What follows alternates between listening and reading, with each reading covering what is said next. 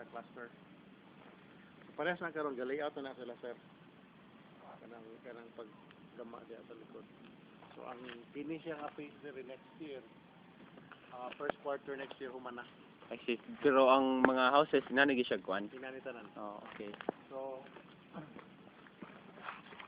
finish siya ang kuan nato is kani enhance naman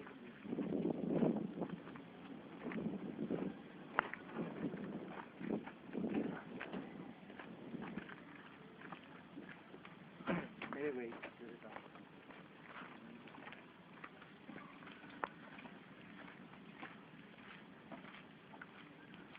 Ginagawa ko din kay ang dalan nimo na yung free space na murag mag-garden gid nimo. Ah, so na pa siya kuan gadi ay. Okay.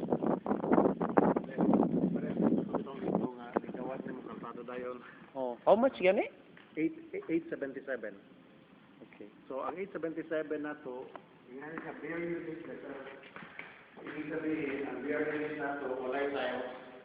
Nga wala po'y division sa taas. So ikaw na yung mag-divide. Kaya na-enhance naman ito eh.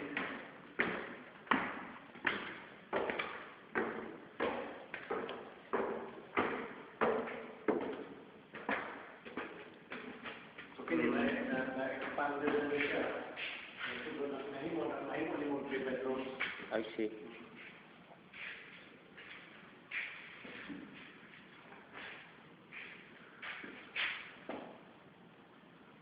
Yang CR.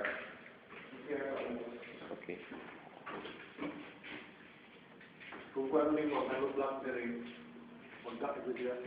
Oh, mga sa gitna. Palis silang dahil.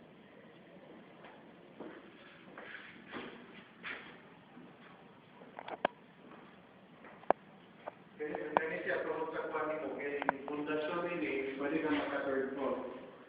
Oxide Kaya na siya kalingon. Para laki pa. Para malaki lang.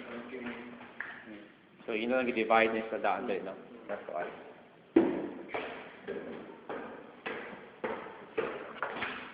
Nice yan. Pag divide mo, pwede ikaw i-semento mo. Oo, mga saan. Oo.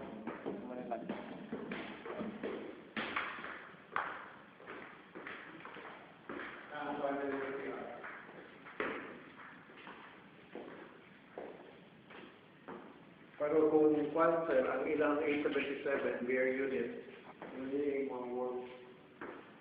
Murag, ikaw na yung pintal. Ah, okay. So, inayan mong papintal. Outside. So, kaya kung man may style, yung pangbalay, yung mga color, yung mga style sa ano ba na. So, ang pag-deliver na, pwede na, kung mo the whole area, di-occupy din mo, pero kung ang 877 na to, dapat